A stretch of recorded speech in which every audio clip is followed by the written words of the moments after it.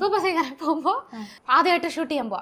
ഓഡിഷനിൽ select ആയി പോയിട്ട് നീല 4 റൗണ്ട് കൂടെ താണ്ടൂല എന്ന് പറഞ്ഞിട്ട് എന്നെ ഒന്ന് തിട്ടി അയച്ചു. അങ്ങനെയാണോ? ഡിസ്കറേജ് ചെയ്തോ? ഡിസ്കറേജ് അല്ല, അതെന്ന് വെച്ചാൽ നമ്മൾ പ്രാക്ടീസ് ചെയ്യാനെ വിളിക്കും. ഈ പാട്ട് പാടൂ, പ്രാക്ടീസ് ചെയ്യാൻ വിളിക്കും. ഇവിടെ ഏതോ ഒരു പന്ന പാട്ട് എടുത്തോണ്ട് വരും.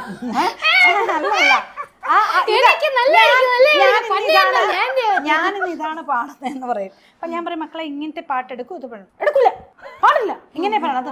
അമ്മ ഞാൻ പാടില്ല, അമ്മ ഞാൻ ഇത് എടുത്തോട്ടെ എന്ന് ചോദിക്കണല്ലോ.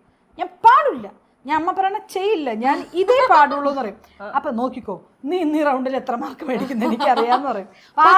പോലെ പറഞ്ഞ പോലെ ഞാൻ വന്ന് ടോപ്പ് 6 വരെയും പോയി. എന്നിട്ട് 4 റൗണ്ട് കൂടെ താണ്ടില്ല. അതേ ചാനൽ ഞാൻ 4 വർഷം കണ്ടിന്യൂസ് ആവുന്നു. 5 വർഷം.